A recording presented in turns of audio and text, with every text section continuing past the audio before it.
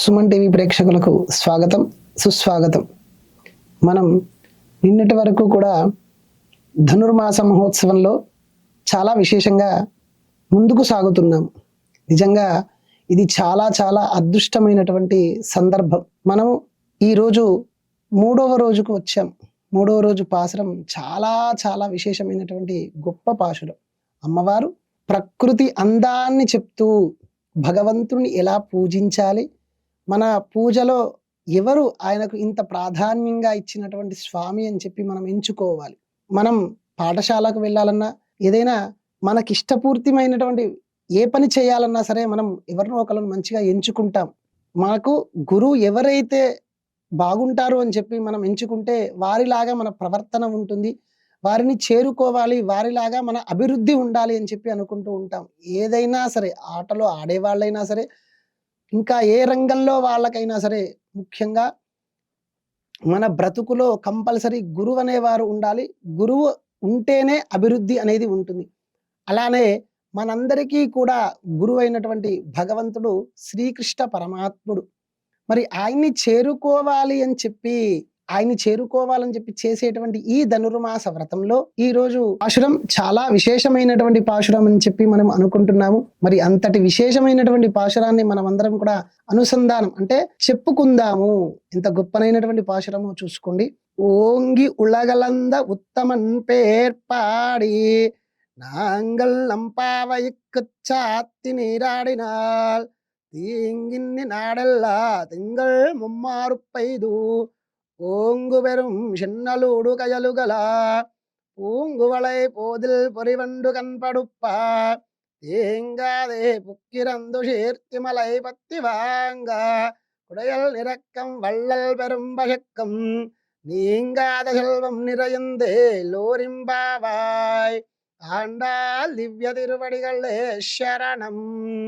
ఇంత మంచి గొప్పనైనటువంటి పాశురాన్ని అమ్మవారు మనకు అందించారు. ఈ పాశురంలో భగవంతుడు ఎవరు, ఎంత గొప్పవాడు అని చెప్తుంది. ఎందుకంటే భూతలాన్నంతటినీ కూడా, భూమిని కొలిచి ఆకాశాన్ని కొలిచి అంతటినీ కూడా సర్వాంతర్యామైనటువంటి ఆ భగవంతుడు అన్నిటినీ కొలవగలుగుతాడు అని చెప్పేటువంటి శ్లోకము.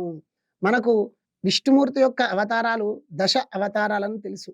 ఇటువంటి దశ అవతారాలలో మనకు మత్స్య కూర్మ వరాహ నారసింహ అంటే 4 అవతారాలు కూడా ఏదో ఒక రకమైనటువంటి ఆకారంలో అంటే జంతువు ఆకారంలో ఉన్నటువంటి అవతారాలు.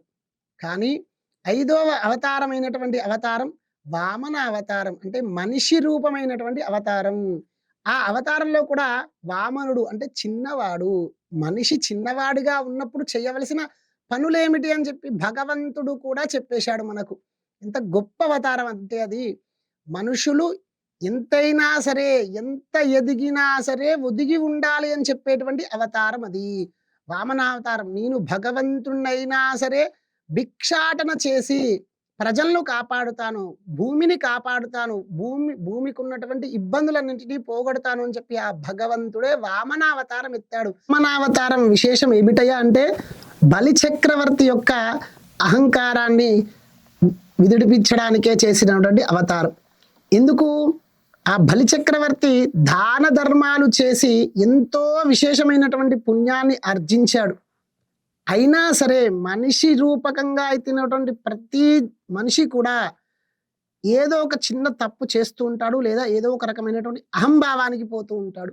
ఆ బలి చక్రవర్తి కూడా ఎన్నో దాన ధర్మాలు, యజ్ఞయాగాదులు అన్నీ కూడా చేసుకుంటూ ఆఖరికి ఇంద్ర ప్రాప్తి సంపాదిస్తాడేమో అని చెప్పి ఇంద్రుడి దగ్గరికి పోయి ఇంద్రప్రాప్తి కావాలి నాకు అంటాడేమో అని చెప్పి భయపడి ఆ ఇంద్రప్రాప్తిని కూడా వదిలించాలి. అంటే మానవ రూపకంగా ఎత్తినటువంటి వాడు దేవతల దగ్గర ఉన్నటువంటి పదవులను ఆశించకూడదు. ఎప్పుడైనా సరే దేవుడి దగ్గరికి వెళ్ళిపోవాలి, దేవుడితో మనం సఖ్యతగా ఉండాలి అని చెప్పి అనుకోవాలి. అంతటి చక్కనైనటువంటి ఉదాహరణ కలిగినటువంటి అవతారం ఇది. ఆ వామనావతారం ఎత్తినటువంటి ఆ మహావిష్ణువు బలిచక్రవర్తి చేస్తున్నటువంటి యజ్ఞయాగాది క్రతువుల దగ్గరికి వచ్చి, అయ్యా భిక్షాందేహి అంటే మొట్టమొదటి మానవ అవతారం ఎత్తినటువంటి విష్ణుమూర్తి భూలోకంలో అడుక్కోవటానికి వచ్చాడు. మనిషి జీవితంలో ఎప్పుడైనా సరే, ఏదైనా సరే సాధించాలి అంటే ముందు ఒదిగి ఉండాలి. ఒదిగి ఉన్న చోట విద్యలన్నీ కూడా వస్తాయి. గురువు దగ్గర నేను అటువంటి వాడిని, నేను ఇటువంటి వాడిని, నేను అట్లాంటి వాడిని, ఇట్లాంటి వాడిని అని చెప్పుకుంటూ పోతే ఆ గురువు సరైనటువంటి విద్య కూడా నేర్పించడు. అందుకే గురువుకు శుశ్రువులు అంటే గురువును ఎప్పుడూ గౌరవిస్తూ, సేవలు చేస్తూ రాజు బిడ్డైనా సరే ఒకటే. అందుకే అన్నమాచార్యులు గారు పారాడు మంచి కీర్తన ఏమని? భటు అయినా సరే, రాజు అయినా సరే, ఎవరైనా సరే నిద్రించే నిద్ర ఒకటే అని చెప్పి. ఎంతో చక్కగా మనకు పురాణాలైతే ఏంటి, ఇతిహాసాలైతే ఏంటి, ఏవైనా సరే మనిషి జీవితాన్ని గొప్పగా మలుచుకునేటువంటి మార్గాలన్నీ కూడా మన పురాణాలు చెప్తున్నాయి. మరి ఇప్పుడు ఈ బలి చక్రవర్తి కూడా తను చేసినటువంటి దాన ధర్మాలు ఎక్కడ అభివృద్ధి చెంది ఇంద్ర పదవి కోసం ఆ ఇంద్రుడి దగ్గరికి వచ్చిన నేను చేసినటువంటి పుణ్యం వలన నాకు ఇంద్ర ప్రాప్తి కావాలి అని చెప్పి అడుగుతాడు అని చెప్పి భయపడి ఆ ఇంద్రుడు విష్ణుమూర్తి దగ్గరికి వెళ్ళి, అయ్యా మరి ఆయన చేస్తున్నటువంటి పుణ్యాలు చాలా ఎక్కువైపోయినాయి, వాటి వల్ల కూడా మన దేవతలకు ఇబ్బందే, మంచి చేసినా సరే ఒక్కొక్కసారి కొన్ని ఇబ్బందులు ఎదుర్కొంటూ ఉంటాం. అటువంటి సమయంలో చేసేటువంటి బలి చక్రవర్తి దగ్గరికి వెళ్ళి ఆయన యొక్క చేసేటువంటి దాన ధర్మాల నుంచి ఏదైనా మాకు విముక్తి కలిగించండి అనగానే అప్పుడు వామనావతారంలో వెళ్ళినటువంటి విష్ణుమూర్తి అక్కడ బలి చక్రవర్తి చేస్తున్నటువంటి యజ్ఞ యాగాది క్రతువులన్నీ కూడా చూసి చాలా సంతోషపడి, ఆహా ఏమి అడిగితే ఈయన దగ్గర నుంచి తీసుకోగలుగుతాము, ఏమి తీసుకోగలుగుతామని చెప్పి అనేక రకాలుగా ఆలోచించి, ఓకే సరే ఈయన దగ్గర నుంచి తీసుకునేటువంటిది ఒకటే, ఏమిటయ్యా అంటే ఆయనను మనం ఈ ఇంద్ర ప్రాప్తిని అడగకుండా చెయ్యాలి. అంటే ఏమి చెయ్యాలి? అప్పుడు అనుకున్నాడు ఆ బలి చక్రవర్తి ఏదడిగినా సరే ఇస్తానంటాడు, కానీ మరి ఆ ఇచ్చిన దానితో సంతృప్తి పడలేము కదా. ఆయన్ని ఆ విష్ణుమూర్తి అనుకొని, వామనావతారంలో ఉన్నటువంటి ఆ భగవంతుడు అనుకొని ఆయన నాకు 3 అడుగులు కావాలి అని చెప్పి అడిగాడు. అప్పుడు వామనావతారాన్ని చూసినటువంటి బలి చక్రవర్తి, ఈ పిల్లవాడికి 3 అడుగులు నేను ఇవ్వలేకపోతానా, ఇంత గొప్పగా దానాలు చేస్తున్నాను కదా అని చెప్పి వెంటనే మరు ఆలోచన లేకుండా దానాన్ని పూనుకున్నాడు.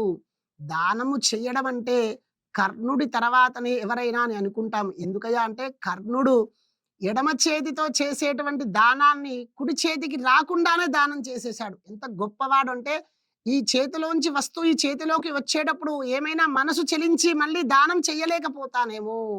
అందుకే ఎడమ చేతితో చేస్తున్నావా, కుడి చేతితో చేస్తున్నావా, దానము అనేది గొప్పది, చేతులు కాదు ముఖ్యం. ఒక వస్తువు ఈ ఎడమ చేతిలోంచి కుడి చేతిలోకి వచ్చేటప్పటికి మనం దానము చెయ్యాలనే ఆలోచనే పోతదేమో. అందుకనే దానము చెయ్యాలని ఆలోచన వచ్చిన మరుక్షణం అది ఎడమ చెయ్యా కుడి చెయ్యా అని ఆలోచించకూడదు. అందుకనే కర్ణుడు దానధర్ణుడు అయినాడు. అదేవిధంగా ఈ బలి చక్రవర్తి కూడా తను చేసినటువంటి దానాలు అటువంటివే. మరి ఆయన విశేషంగా ఆ వామనావతారం ఎత్తినటువంటి భగవంతుడు బలి చక్రవర్తి రాగానే 3 అడుగులు అడగానే ఏదైనా సరే ఇచ్చేస్తాను అన్నాడు.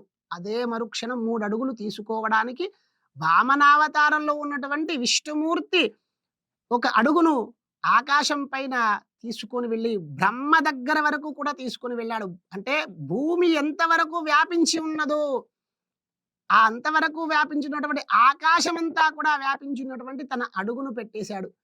రెండో అడుగు భూమి మీద పెట్టేశాడు, భూగోళం మీద పెట్టేశాడు. మనకు సైన్స్లో కానీ పురాణాల్లో కానీ ఎక్కడైనా సరే భూమి ఎలా ఉంటుంది, గుండ్రంగా ఉంటుంది, గోళంగా ఉంటుంది అని చెప్పి ఎంతో మంది అంటూ ఉంటారు. కానీ అప్పుడే ఇటువంటి సైన్స్ లేనటువంటి రోజుల్లోనే ఆ వామనావతారంలో ఉన్నటువంటి విష్ణుమూర్తి భూమిని అడుగుతో కొలిచేశాడు. ఆయన అడుగుతో భూమిని కొలిచేశాడు. మరి అదే విధమైనటువంటి 3 అడుగులు దానం అడిగినప్పుడు 2 అడుగులతో మొత్తం ఈ సృష్టిలో ఉన్నటువంటి అన్నిటినీ కొలిచేశాడు. ఇంకా మిగిలినది ఎక్కడ పెట్టాలి నేను, నువ్వు ఇచ్చినటువంటి దానాలలో గొప్పవాడివి కదా, మరి నీవు 3 అడుగులు దానం అడిగితే 2 అడుగులు అయితే మొత్తం అయిపోయింది, ఇంకొక అడుగు ఎక్కడ పెట్టాలి అని చెప్పి ఆ బలి చక్రవర్తిని వామనావతారంలో ఉన్నటువంటి విష్ణుమూర్తి అడగగానే, అయ్యా అక్కడ ఇక్కడ ఎందుకు, ఆ దానం ఏదో నీవు నాకు అర్థమైపోయింది, నా అహాన్ని తీసేయడానికి వచ్చినటువంటి పరమాత్మవు నీవు, ఇక నేను ఉపేక్షించను, నీ చేతులతో మీరు ఎన్ని పురాణాలు తీసుకున్నా సరే, ఎన్ని గాథలు తీసుకున్నా సరే, రాక్షసులు కానీ ఎవరైనా సరే అయితే విష్ణుమూర్తి చేతుల్లో చనిపోవాలి అనుకుంటారు, లేదా శివుడి చేతుల్లో చనిపోవాలనుకుంటారు, లేదా అమ్మవారి చేతుల్లో చనిపోవాలనుకుంటారు. ఎందుకంటే వారి చేతుల్లో చనిపోవడం అనేది చాలా అదృష్టము. అందుకనే ఆ వామనావతారంలో వచ్చినటువంటి విష్ణుమూర్తి అనుకోని, బలిచక్రవర్తి అనుకోని, ఇక నేను చనిపోయేటువంటి దశ వచ్చింది, ఈయన సాక్షాత్తు విష్ణుమూర్తే అని చెప్పి అనుకున్నవాడై, అయ్యా అక్కడ ఇక్కడ ఎందుకు, నా శిరస్సు మీద నీ పాదాన్ని ఉంచు అనగానే విష్ణుమూర్తి పాదము శిరస్సు తగిలినటువంటి ఏకైక పురుషుడు ఆయన. నిజంగా బలిచక్రవర్తి దాన ధర్మాలలో గొప్పవాడు అని అనుకుంటాము, కానీ అంతకన్నా గొప్పవాడు ఏమిటయ్యా అంటే సృష్టిలో మొట్టమొదటిగా మానవ రూపం ఎత్తినటువంటి విష్ణుమూర్తి యొక్క పాదాన్ని మోసినటువంటి శిరస్సు అది. అందుకే ఆయన నిజంగా గొప్పవాడు. అంతటి గొప్పవాడిని మనం పూజించాలి. ఎవరిని పడితే వాళ్ళని కాదు మనం పూజించేది. ఎవరిని? అందరికీ కూడా క్షేమాన్ని చేకూరుస్తూ, అదే విధంగా అందరి రక్షణ కావాలి ఆయనకు. ఒకరిని తక్కువ, ఒకరిని ఎక్కువ చూసేటువంటి భగవంతుడు కాదు. ఎప్పుడైనా సరే మనం భగవంతుణ్ణి ఆరాధించాలి, పూజించాలి, లేదా గొప్పగా కీర్తించాలి అంటే ఆ విష్ణుమూర్తిని కీర్తించుకోవాలి. ఎందుకంటే విష్ణుమూర్తి ఉన్న చోట శుభాలన్నీ కూడా ఉంటాయి. శాంతాకారం భుజగశయనం పద్మనాభం సురేశం విశ్వాకారం గగన సదృశం మేఘవర్ణం శుభాంగం లక్ష్మీకాంతం కమలనయనం యోగి వృద్ధ్యానగమ్యం వందే విష్ణుం భవభయహరం సర్వలోకైకనాథం అని చెప్పి ఒక చక్కని కీర్తన ఉంది. నిజంగా అది కీర్తన శ్లోకము ఏదైనా సరే మనల్ని శుభాలన్నీ చేకూర్చాలి అనేటువంటి శ్లోకం అది. విష్ణుమూర్తిని చూస్తేనే చాలు మనకన్ని శుభాలు జరుగుతాయి. విష్ణుమూర్తిని కీర్తిస్తే చాలు మన పాపాలన్నీ పోతాయి. విష్ణుమూర్తిని మన దేవుడు అని అనుకుంటే చాలు మనకు ఉండేటువంటి కష్టాలు అన్నీ కూడా తీసేస్తాడు. అంతటి గొప్పవాడైనటువంటి భగవంతుణ్ణి మనం ఈ ధనుర్మాసంలో ఆరాధించుకోవాలి, పూజించుకోవాలి విశేషంగా. మరి అంతటి గొప్ప స్వామిని మనం పూజించాలి అనుకోవటం వలన మనకు కలిగేటువంటి లాభాలు ఏమిటయ్యా అంటే, ఎప్పుడు కూడా నిండుదనం అనేది కావాలి.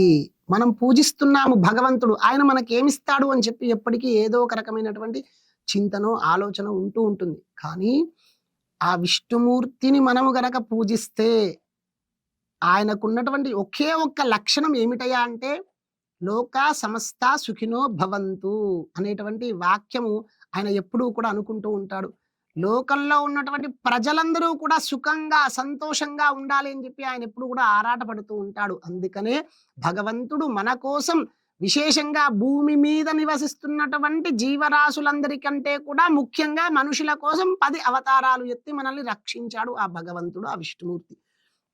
మరి ఈ వ్రతాన్ని అంత గొప్పనైనటువంటి స్వామి కోసం కాకుండా ఇంకెవరి కోసం చేస్తాం? అందుకే ఆ స్వామి అంటే విష్ణుమూర్తి అంటేనే, ఆ శ్రీకృష్ణుడు అంటేనే అంత గొప్పవాడు. ఆయన్ని పూజించడం, ఆరాధించడం వలన మనకు అనేక రకమైనటువంటి లాభాలు చేకూరుతాయి. ఎలా అంటే నిండు పంట ఎంత అందంగా కనబడుతుందో, మనము గనక వరి పొలాల్లోకి వెళ్తే వరి మంచిగా ఏపుగా పండినటువంటి వరి పొలంలో గనక మనము ఒక్కసారి అలా కాలు పెడితే ఆ ఆనందం వేరు.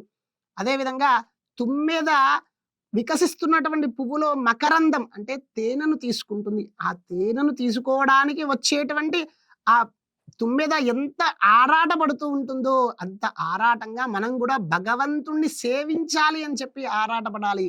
అదేవిధంగా పొదుగు దగ్గర, ఆవు పొదుగు దగ్గరకు పోగానే పొదుగు చూసిన తర్వాత మనకు ఈ గిన్నెడన్ని పాలు వస్తాయి అని చెప్పి ఆనందపడుతూ ఎప్పుడైతే పిండడం మొదలు పెడతామో, ఆ పిండడం మొదలు పెట్టిన దగ్గర నుంచి గిన్నె నిండుతుంది అని చెప్పి ఎంత ఆనందపడతామో అంత ఆనందంగా భగవంతుణ్ణి మనం పూజించుకోవాలి, అర్చించుకోవాలి, ఆరాటపడాలి. అది ఆ భగవంతుడి మీద ఉండేటువంటి ఆనందము. అలా ఆనందపడుతూ మనము మన మనస్సులో ఏదైనా పని చేసేటప్పుడు ఆనందపడుతూ చేస్తే అది ఎప్పటికైనా విజయాన్ని సాధిస్తూ ఉంటాము. ఇది అయితదా కాదా అనుకుంటూ అనుమానపడుతూ పని చేస్తే ఎప్పటికీ ఆ పని కాదు. అందుకనే మనము చేసే పనిని సంకల్పపూర్వకంగా ఇది చేస్తాను అని చెప్పి అనుకుంటే అది కంపల్సరీ తప్పకుండా అవుతుంది. అందుకే మన భారత సాంప్రదాయంలో విశేషంగా పూజలు జరిగేటప్పుడు, హిందూ సాంప్రదాయంలో పూజలు జరిగేటప్పుడు బ్రాహ్మలందరూ కూడా అయ్యా మీ సంకల్పం ఏదో అది అనుకోండి అని చెప్తూ ఉంటారు. ఆ సంకల్పం అనేది గట్టిగా అనుకోవాలి. పూజలు చేయించేటప్పుడు బ్రాహ్మడు మీ సంకల్పం ఏదైనా సరే అనుకోండి నాయన అన్నప్పుడు మన మనస్సులో తప్పకుండా మనం చెయ్యాల్సిన పనిని సంకల్పంగా భావించి అనుకుంటే ఆ పూజ ప్రభావము చేతనో లేదా మన సంకల్ప బలము చేతనో ఎన్నో విజయాలు సాధించగలుగుతాము. సంకల్ప బలముంటే తప్పకుండా ఏ విజయాన్నైనా సాధించగలుగుతాము. మనిషి తలుచుకుంటే చెయ్యలేనటువంటిది ఏమీ లేదు. కానీ దైవ అనుగ్రహం తప్పకుండా ఉండి తీరవలసిందే. అది లేని వారు ఏమీ చెయ్యలేరు. దైవ అనుగ్రహం తప్పకుండా ఉంటూ మనకు సంకల్ప బలం. మనిషి ఏదైనా చెయ్యాలి అంటే 2 కళ్ళు చాలా ప్రాధాన్యత. ఒకటి సంకల్ప బలము, ఒకటి దైవ బలం. ఇవి 2 కళ్ళు మనకు. ఆ 2 కళ్ళతో మనము చూసేటువంటి వస్తువు ఏదైనా సరే ఒకటిగా కనబడుతుంది. అలానే మనకు కూడా దైవ అనుగ్రహము, సంకల్ప బలము 2 ఉన్న చోట ఏదైనా సరే విజయం తప్పకుండా వస్తుంది. అందుకే అమ్మవారు చెప్తున్నారు ఆండాలమ్మవారు ఏమని, గోదామ్మవారు ఏం చెప్తుంది మనకు విశేషంగా, ఈ మనము పూజించేటువంటి ఈ భగవంతుడు, ఈ శ్రీకృష్ణ పరమాత్ముడు సంకల్ప బలం ఉన్నవాడు. ఆయన ఆయనకున్నటువంటి సంకల్పం ఏమిటయ్యా అంటే లోకా సమస్తా సుఖినో భవంతు అనేటువంటి సంకల్పాన్ని ఆయన పునికి పుచ్చుకొని ఎప్పుడూ కూడా ప్రజలందరూ కూడా సుఖంగా ఉండాలి అని చెప్పేటటువంటి వాడు ఆ భగవంతుడు. కాబట్టి ఇంతటి చక్కనైనటువంటి దేవుణ్ణి ఈ ధనుర్మాసంలో మనము పూజించడము కానీ, అర్చించడము కానీ, విశేషమైనటువంటి ఈ తిరుప్పావై సేవలో సేవించడం కానీ చేయటం వలన నిజంగా మనకు ఆ భగవంతుడు మనతోనే ఉంటూ మనతోనే తిరుగుతున్నట్టుగా ఆనందపడుతూ ఉంటే ఆ అమ్మవారు చేసినటువంటి ఆ ఉపచారాలన్నీ కూడా తలుచుకుంటూ ఉంటే నిజంగా చాలా సంతోషం ఇస్తుంది. అంతటి చక్కనైనటువంటి తిరుప్పావైని ఈ ధనుర్మాస సమయంలో మనం ఆరాధిస్తూ పూజిస్తూ 3వ పావశురానికి మనం వచ్చాము అంటే నిజంగా ఎంతో బాధపడాలి. ఎందుకంటే భగవంతుడి నుంచి ఈ 3వ పావశురం వరకు వచ్చామంటే ఇక వెళ్ళిపోతున్నట్టే అవుతుంటది. రాను రాను రాను రాను భగవంతుడు మన దగ్గరికి వస్తూ పోతూ ఉంటుంది. అంటే ఆశాచక్రం లాగా జరుగుతూ ఉంటుంది. భగవంతుణ్ణి చూడాలి, చేరుకోవాలని చెప్పి ఆశ ఉన్నా సరే అయ్యో ఆయన్నిగా ఈ 30 రోజులు అయిపోయిన తర్వాత చూడలేమేమో, మర్చిపోతామేమో అనే భయం కూడా కలుగుతూ ఉంటుంది. అందుకనే భగవంతుణ్ణి ఎప్పుడూ కూడా మనస్ఫూర్తిగా మనసారా ఆయన్ని పూజించుకోవాలి, అర్చించుకోవాలి, ఆరాధించుకోవాలి. ఇది మనిషి చేయవలసిన కనీస ధర్మం. జై శ్రీరామ్.